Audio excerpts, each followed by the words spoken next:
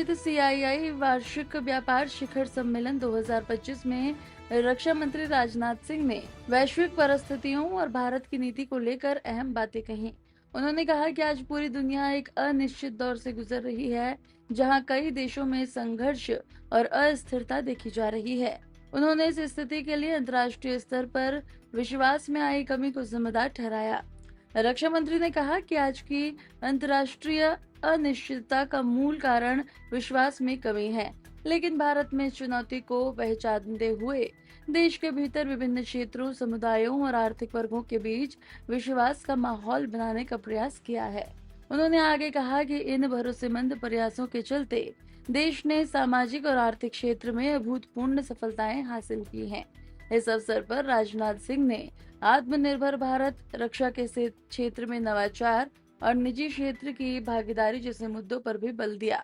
उन्होंने सीआईआई जैसे उद्योग संगठनों से आह्वान किया कि वो न केवल अर्थव्यवस्था को लेकर सशक्त बनाएं, बल्कि सामाजिक समरसता और विश्वास निर्माण में भी योगदान दें। के इंटरनेशनल सिनेरियो में कहीं न कहीं ट्रस्ट का वो महत्वपूर्ण फैक्टर घटता नजर आ रहा है। सेकेंड वर्ल्ड वॉर के बाद भले ही दुनिया दो पोल्स में बंटी रही हो, लेकिन एक किस्म की स्टेबिलिटी फिर भी कहीं न कहीं थी।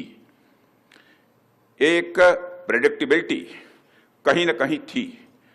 पर अब पिछले कुछ डिकेड्स में, खासकर 90 के डिकेड्स के बाद से इंटरनेशनल रिलेशंस में एक अलग तरह की फ्लूइडिटी आ गई है।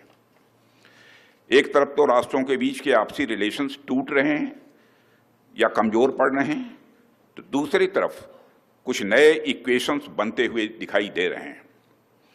आज पूरे विश्व में एक अनसर्टेनिटी का माहौल नजर आ रहा है। जगह जगह कन्फ्लिक्ट्स चल रहे हैं। वैसे तो इसके कारण अनेक हो सकते हैं, पर आज की इंटरनेशनल अनसर्टेनिटी का जो फंडामेंटल कारण है वह है ट्रस्ट डेफिसिट, यानी विश्वास में कमी। साथियों, इसके ठीक विपरीत अगर हम अपने देश को देखें तो हमारी यह कोशिश रही है कि देश के भीतर अलग अलग क्षेत्रों में कम्युनिटीज और इकोनॉमिक सेगमेंट्स के बीच ट्रस्ट का एक मजबूत इन्वायरमेंट बने। यह हम लोगों की कोशिश रही है और इन एफर्ट से हमने अभूतपूर्व कामयाबी हासिल की है, जिनके कुछ उदाहरण मैं आप सबके सामने यहाँ रखना चाहता हूँ। पहले उदाहरण के रूप में मैं आप सभी से जीएसटी यानी गुड्स एंड सर्विसेज टैक्स का जिक्र करना चाहूँगा। एक ऐसा रिवॉल्यूशनरी रिफॉर्म जिसमें हमने न केवल ईज ऑफ डूइंग बिजनेस को ही बेहतर बनाया है, बल्कि सेंटर और स्टेट्स के बीच के संबंधों को भी सही मायनों में कोऑपरेटिव फेडरलिज्म को बल दिया है।